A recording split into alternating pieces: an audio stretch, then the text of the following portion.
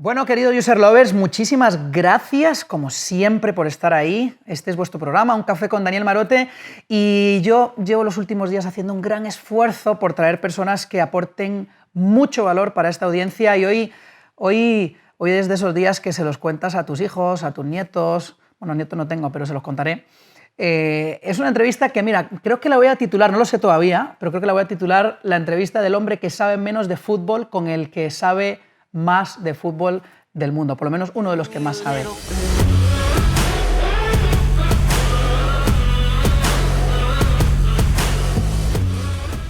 Carlos Martínez, un placer. Eso sin exagerar, Dani. Exagerando ya. Bueno, tío, yo lo pienso. Desde luego la parte mía sí que es verdad, que no tengo ni idea de fútbol. Yo no. Yo sobre mí no pienso que soy de los que más saben del mundo del fútbol, ni mucho menos. Pero bueno, en eso estamos. Bueno. Oye, Carlos, muchas gracias por estar aquí. Voy al turrón. Quiero hacerte la primera pregunta que a mí me está picando, y es, ¿el mundo del fútbol se está transformando a partir de la era digital o sigue siendo lo mismo que los últimos 50 años? Pues fíjate que es curioso, porque evidentemente estamos hablando de algo que es muy poco mutable, ¿no? Para contar a tu gente algunas cosas que tienen que ver con este deporte, por ejemplo, sigue manteniendo las 17 reglas originales. No se han modificado, es de los pocos deportes que no ha cambiado sus reglas. Excepto el VAR. Excepto el VAR. No, las reglas no han cambiado. Lo que ha cambiado es la manera de mirarlas, ¿no? Okay. Y efectivamente, en los últimos tiempos empieza a haber un acercamiento ya serio, parece necesario al mundo digital y a la transformación que con ello vamos a ver. Y una de las, evidente, de los signos que tenemos delante es la utilización del videoarbitraje como referencia y como ayuda, ¿no? Que hace probablemente 10 años hubiera habido una enorme cantidad de puristas, entre los que a lo mejor me llegaba a encontrar yo diciendo no, se va a cargar el fútbol. Y la verdad, como todo en nuestra vida, pues no, todas las ayudas digitales no vienen a cargarse en nuestra vida, sino a mejorarla, ¿no? Ok. A mí, yo en este programa hablo de muchas cosas, ¿no? Pero principalmente hablamos de usuarios, de clientes, de marcas, de productos. Para mí, en el mundo todo es un producto, ya sabes, las personas somos un producto, los productos son productos, y al final ha cambiado porque son experiencias, ¿no? Antes eran productos, luego fueron servicios, ahora son experiencias, en fin. Da igual, ¿no? La cuestión es que el fútbol es un producto también, y es una marca, o hay marcas dentro del fútbol. ¿Tú crees que el mundo del fútbol entiende bien que lo más importante es la audiencia, es el forofo del fútbol, el que va a los partidos, o sigue siendo el protagonista el producto en sí mismo, los jugadores, el club? ¿Tú qué dirías? Yo creo que el mundo del fútbol ha entendido muy claramente que debe ser, como todo ya, un producto global. Y esa transformación la estamos viendo con un montón de iniciativas que tienen que ver con que los derechos deportivos de nuestra liga, por ejemplo, se extiendan a todos los territorios y además se hagan actividades parejas y paralelas al propio fútbol para que se desarrollen. Por ejemplo, ayer teníamos la oportunidad hace unos días de hablar con Carolina Marín, que es una de las embajadoras de la Liga. ¿Por qué? Porque en el sudeste asiático el bádminton es una cosa extraordinariamente importante, y Carolina es una persona extraordinariamente conocida allí y se ha convertido en embajadora de la Liga de Fútbol Profesional como vehículo para captar audiencia allí, ¿no? Se ha puesto al cliente muy arriba, pero evidentemente aquí manejamos un producto muy especial, manejamos un Star System, ¿no?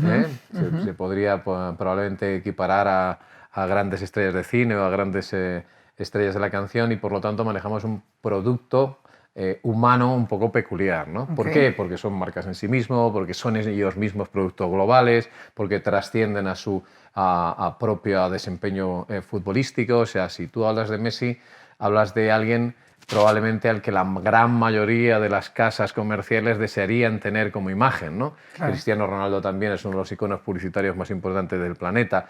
Entonces ahí hay que mezclar lo que es el producto fútbol en sí con las estrellas del fútbol, que a su vez son mundos comerciales completamente diferentes. A mí me llama muchísimo la atención, y es algo que hablamos mucho en este programa, cuando una marca o un producto levanta pasiones. Porque no todo les pasa, y lo que está claro es que cualquier empresario querría que su producto levante pasiones. El fútbol no hace falta decir que levanta muchas pasiones, Carlos. ¿Por qué crees tú que levanta ese nivel de pasión? Porque hay muchos deportes, pero el fútbol vuelve loca a la gente, tío. Probablemente es el entretenimiento de masas más universal del planeta. incluso por encima del cine o de la canción. Quiero decir que a todo el mundo nos gusta la música, pero nos gustan muy diferentes tipos de música. A todo el mundo nos gusta el cine, pero nos gusta muy diferente producto de cine. Ahora con las series está pasando igual. El fútbol es el mismo y les gusta a todo el mundo. Es decir, por hablar de cosas muy evidentes, Messi juega en la Liga Española, juega en el Barcelona, juega en la selección argentina, pero es un producto futbolístico que se consume en todo el planeta. Y a un chino o a un vietnamita o a un birmano o a un latinoamericano o a un europeo le parece lo mismo. Bueno, probablemente para la gran mayoría el mejor jugador en estos instantes sobre la faz de la Tierra. Quiero decir que eso sí que es global y por lo tanto estamos hablando de una pasión que tiene que ver mucho con sentimientos que son como muy primitivos, ¿no? Le va muy a la fibra a la gente. Y eso, fuera de las transformaciones digitales, está incluso antes que lo digital, está en el ser humano, en la esencia del ser humano, y por eso se comparte y trasciende. Y luego tiene también mucho que ver con el sentimiento de tribu, es decir, de pertenencia a algo, ¿no? Sí. De que algo te represente y te represente además para competir, para ganar, para tener éxito, ¿no? A veces no nos alcanza con la propia personalidad y nos solemos asociar a gente a la que más o menos le va bien, ¿no? Bueno, pues el fútbol evidentemente es un maravilloso escaparate de todo eso, ¿no? Y habrá otros 10 millones de razones para intentar explicar por qué es un fenómeno global de esta magnitud, pero lo que sí es evidente es que es un hecho. Es decir, el baloncesto tiene determinadas zonas de la Tierra en las que no entra, los productos americanos, la NFL, el béisbol, exactamente lo mismo. El fútbol está en todos lados. Y donde no está, se quiere que esté, por ejemplo, en Estados Unidos.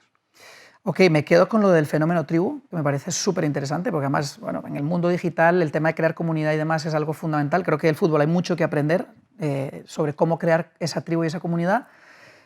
Para ti, Carlos, esas tribus que se están levantando, ¿crees que representan bien y aportan bien a la gente o todavía no estás contento? Si sí estás, ¿por qué? Y si no estás, ¿por qué no estás contento? Bueno, evidentemente es un fenómeno muy excesivo, ¿no? Vivimos un momento probablemente global también en el que la gente no está del todo contento con el panorama que le alcanza por delante, y eso hace que fenómenos como este, que son fenómenos con mucha capacidad de elevar el discurso, es decir, de encontrar un altavoz que haga que lo que aquí quieras contar tenga una repercusión mayor, pues provoca que en los lugares donde hay más dificultades sociales, pues el fútbol se convierte en un escaparate que generalmente es un escaparate de violencia. Estamos viviendo estos días el pseudo partido final de la Copa Libertadores en Argentina con la suspensión del encuentro de vuelta y todavía la discusión de dónde se va a jugar, porque se ha convertido en un problema de Estado. Es dónde se lleva a jugar un partido que es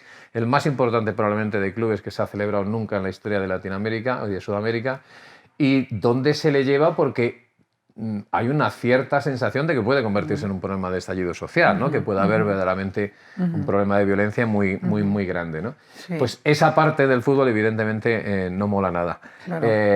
Ha tenido épocas cíclicas como dientes de sierra en las que ha sido un verdadero problema, otras épocas en las que hemos estado más tranquilos, a nivel global me refiero. En España ha habido fenómenos con las bandas ultras delicados que yo creo que el fútbol español ha atacado bastante bien y ha conseguido aminorar. Sigue habiendo todavía reductos en algunos clubes que ahora empiezan como a reflotarse y a volver a tener eco en los medios de comunicación, y probablemente haya que volver otra vez a poner el acento en cortarlos de raíz, porque esto es como la hidra, ¿no? Aquí hay que arrancar al asunto lo más rápidamente posible, ¿no? Claro, es que yo lo que veo es que al final el fútbol funciona un poco como espejo de la sociedad. El mundo se está polarizando, lo estamos viendo, ¿no? Brexit, Donald Trump, en fin, en España también tenemos nuestros conflictos territoriales, y al final el fútbol creo que a veces, pues yo no sé cuál es espejo de cuál, ¿no? Pero reacciona con eso, ¿no?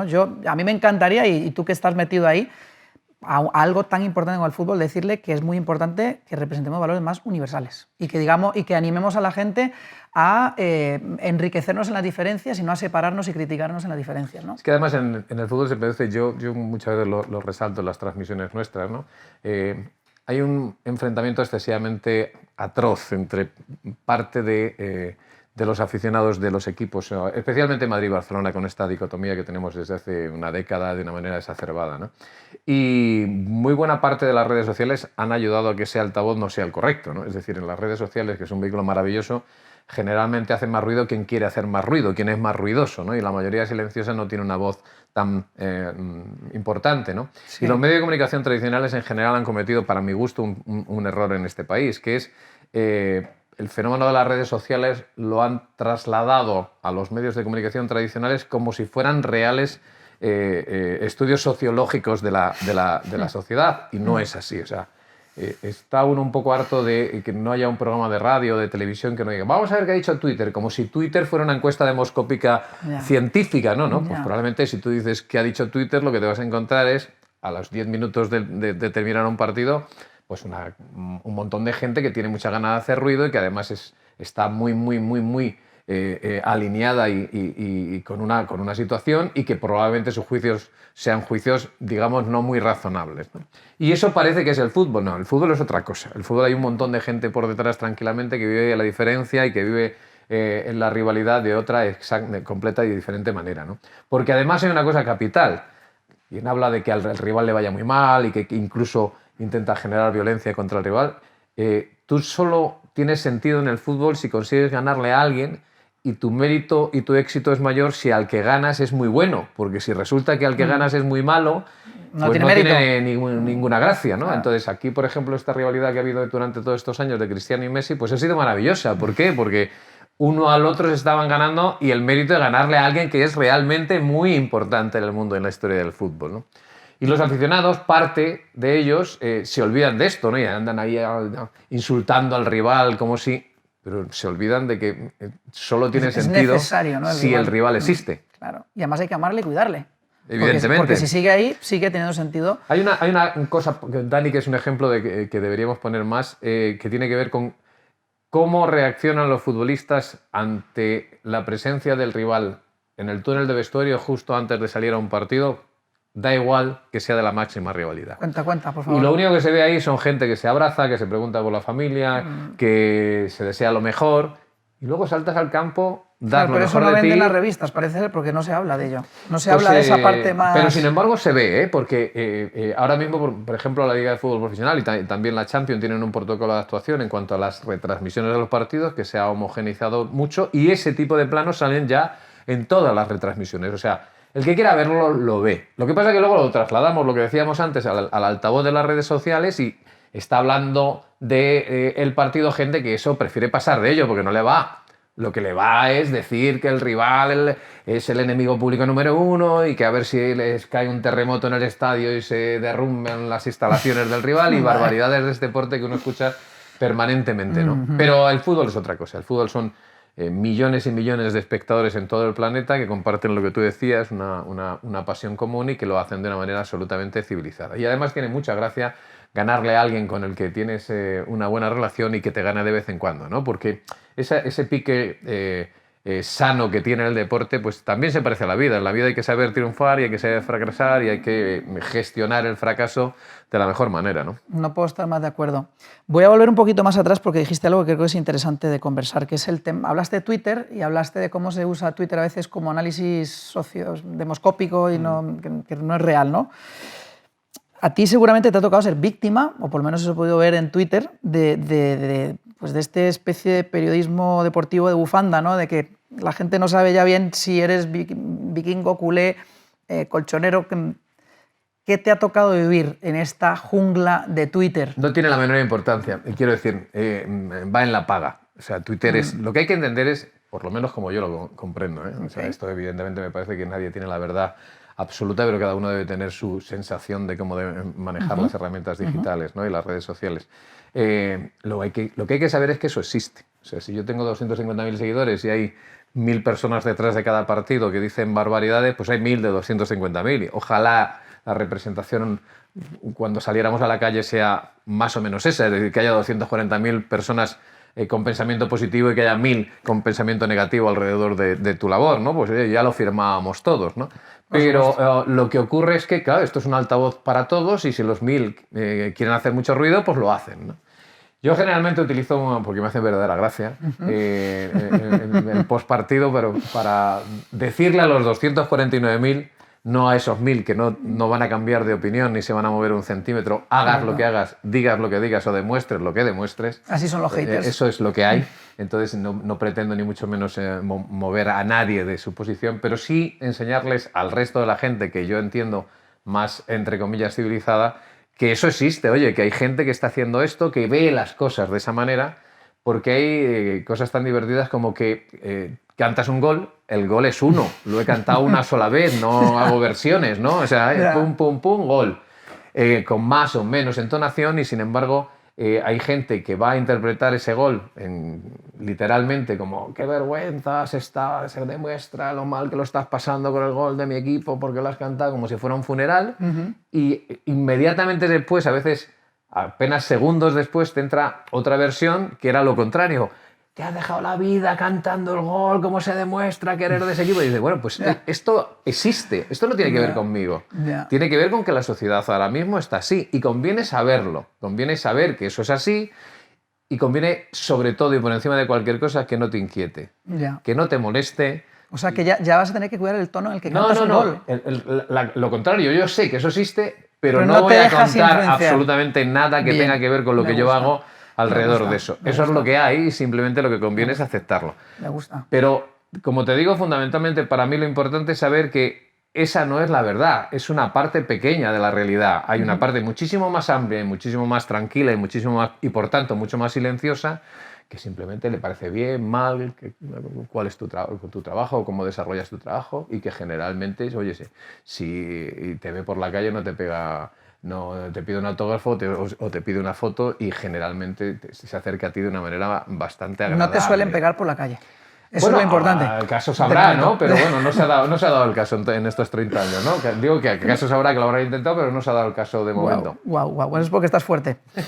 Carlos, llevas 30 años, has dicho, madre mía, 30 años en los medios de comunicación, es un montón de tiempo. Más. ¿Llevas más de 30? Muy mayor. Wow. Yo muy mayor. No lo aparentas. En la tele Movistar Plus soy el más viejo del lugar, como quien dice, porque lo inventamos esto cuando era Canal Plus, en el año 90. Nació yo estoy en la tele desde febrero del año 90. Además, esta semana se ha dado la curiosa circunstancia de que he vuelto a hacer un partido con el que fue el primer comentarista de la primera época de Canal Plus, con Jorge Valdano, justo en Roma el martes pasado, 28 años después. Y excepto el primer año que estuve con Jorge Valdano, el resto ha estado día a día con Michael Robinson. Wow. Bueno, te iba a preguntar, Jorge, porque claro, entonces, en todos estos años te ha tocado vivir de todo y... ¿Cómo está siendo el cambio? Antes me gustó que fuera de cámara me comentaste, ¿no? Estabas viendo nuestro manifiesto, los user lovers aquí lo conocen todos, ese manifiesto. Ese paralelismo que tú ves entre nuestra visión de cómo hay que empezar a tratar al usuario, que en vuestro caso es el forofo, el fútbol, ¿no? ¿Cómo ha sido ese cambio? ¿Y cómo lo estáis viviendo vosotros? ¿Y cuál es ese paralelismo? Me encantaría que lo escuchara también la gente. Lo escuché yo y me llevé el regalo de solo yo. No, básicamente a mí me ha hecho gracia porque evidentemente conocí el manifiesto, pero me hace gracia porque siendo una cosa muy importante y que además es una tendencia al marketing razonablemente reciente, yo siempre he pensado que eso era lo que tenía que estar en la cabeza de cualquiera que hiciera televisión de pago. Okay. Porque la televisión de pago es una cosa muy específicamente diferente por una sola cuestión. La gente ha decidido pagar por ver tu servicio, ¿no? No te plantas delante de la tele a ver que te echan y por lo tanto incluso puede pasar que sea rentable hacer un programa que tenga muchos haters, porque si haces un programa en abierto, que la gente lo ve, o porque le gusta mucho, o porque le gusta mucho, pero lo ve, pues esa audiencia crece y por lo tanto tus spots de publicidad van a venderse más caros. La tele de pago es otra cosa completamente distinta. La tele de pago efectivamente comparte con la user lover que el cliente debe estar absolutamente en el centro de la ecuación, y que además tienes que tratarle como una persona completamente inteligente, no a la que le echas de comer, sino a la que le ofreces de comer para que él decida qué quiere ver o qué quiere dejar de ver. Cuando le presentas un producto se lo debes hacer de una manera completamente elaborada y llegando al máximo de lo que tú eres capaz de entender que es la excelencia de ese producto. No vale rancho, hay que intentar llegar a la excelencia. Tiene que ser además un producto muy variado, porque no quieres una tipología de cliente concreta, quieres una tipología de cliente que sea desde que el que se te ha apuntado solo porque solo en la vida le gusta el golf, desde que se te ha apuntado porque le gusta el golf y el fútbol y además las películas, y luego tiene una niña de 6 años y quiere buenos programas infantiles. Y tienes además que tratar todos y cada uno de esos productos de la misma exacta manera que tratas al cliente premium. Es decir, tú hablas del fútbol, ¿no? Bueno, pues yo creo que el secreto de la televisión de pago es, el fútbol es una cosa masiva y que mueve a muchos clientes, pero no puedes tratar al cliente de rugby de una manera diferente, porque para él el rugby es exactamente lo mismo que para el otro señor el fútbol, y por lo tanto tiene que tener el mismo cariño, la misma gestión de los medios y sobre todo la misma sensación de que para ti es importante el del rugby igual que el del fútbol, ¿no? Entonces, por eso digo que me hacía una cierta gracia, porque comparté un montón de verdades, porque al final son verdades, sobre cómo debemos de tratar a nuestros clientes. Y la tele de pago era así antes del desarrollo de las herramientas digitales y debe seguir siendo así a partir de ellas, ¿no? Y debe seguir incorporando servicios que hagan que ese cliente disfrute más. Por ejemplo, ahora hay posibilidades de poner distintos audios en las películas. Pues evidentemente a un señor que habla catalán, si puedes, le debes de favorecer que pueda escuchar a su película en catalán. Te pondré el ejemplo nuestro. Evidentemente durante estos 30 años... la narración original, entre comillas, de los partidos ha sido la nuestra, pero a día de hoy ofrecemos una narración del equipo local, una narración del equipo visitante, un audio internacional que solo tiene ambiente, es decir, y distintas e importantes emisoras de radio, porque el cliente debe elegir qué quiere y cómo lo quiere. Y cómo lo quiere. Y tú lo que tienes que hacer es darle la mayor cantidad de opciones posibles que le sean satisfactorias para que esté lo más a gusto posible, porque le estás dando algo que ha decidido comprar y que por tanto puede decidir no comprar. Bueno, User Lovers, ya lo habéis escuchado, un lujazo escuchar a Carlos haciendo ese paralelismo de nuestro manifiesto, ¿no? Que es vuestro y también, por lo que veo, de la televisión de pago. Del 0 al 10, Carlos, a nivel User Lovers, a la televisión de pago hoy, ¿qué nota le darías? Yo creo que ha recorrido una buena distancia de donde debe de llegar a estar, pero hay un montón de cosas en las que todavía el hecho de ser una cosa muy masiva y que o sea, lo que tiene una gran clientela es muy difícil de tratar a la gente, digamos, de una manera muy personalizada, ¿no? Cuanto más global es el producto, más complicado es. Pero yo creo que como mínimo está en un 7 y además utilizando las herramientas digitales cada vez más para acercarse al 10, ¿no? Newsletter, comunicaciones concretas, la capacidad de prescribirte qué productos son más o menos coherentes con tu último consumo, de manera que te alertan sobre cuestiones que a lo mejor te podían pasar desapercibidas. Es decir, se está en un camino verdaderamente importante de transformación y además de transformación en la dirección correcta. De hecho, te quería preguntar, aquí la gente no me perdonaría si no te pregunto cuál es tu predicción, si es que se puede hacer una predicción, del futuro de la televisión, porque tiene tantas...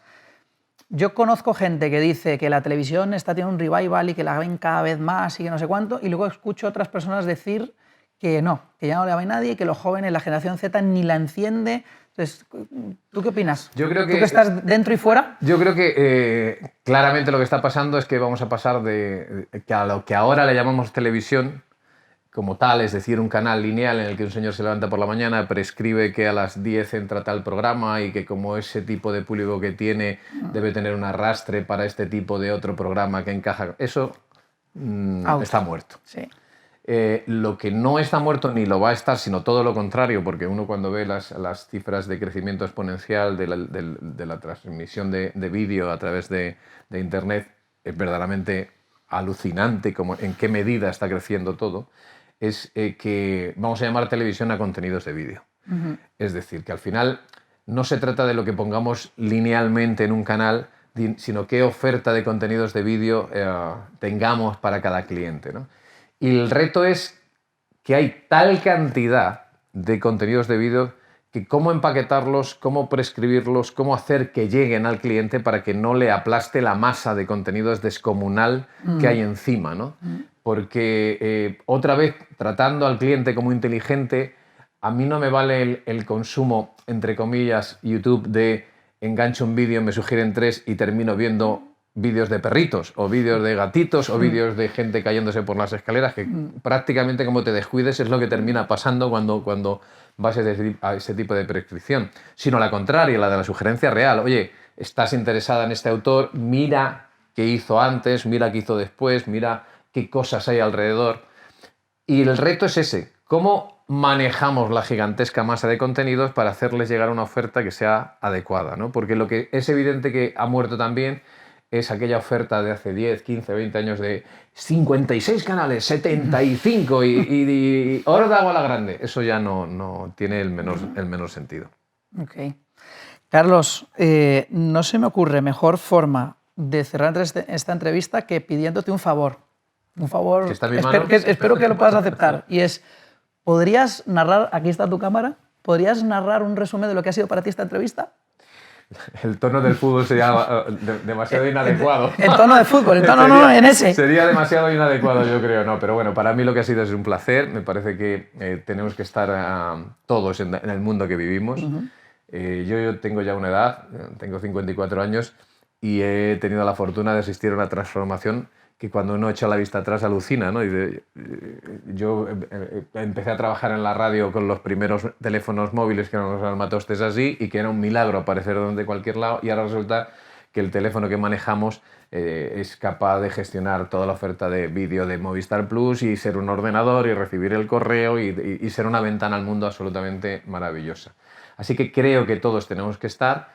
Y creo además que todos tenemos que estar porque ninguno de nosotros sabe dónde vamos a terminar. O sea, ni vosotros que sois expertos, ni los viejos como nosotros que simplemente asistimos más como espectadores. Me parece que es un viaje maravilloso en el que estamos todos y en el que quien diga algo parecido a no, los tiempos pasados fueron mejores, se equivoca completamente. Lo que es seguro es que los tiempos que vienen van a ser mucho mejores que los que hemos pasado. Qué bien, qué bien.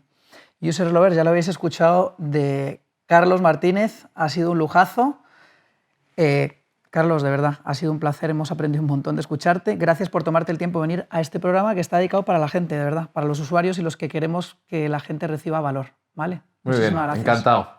Gracias, muchas gracias. User Lovers, como siempre, que el usuario esté con nosotros y también para Carlos que el forofo de fútbol esté con nosotros.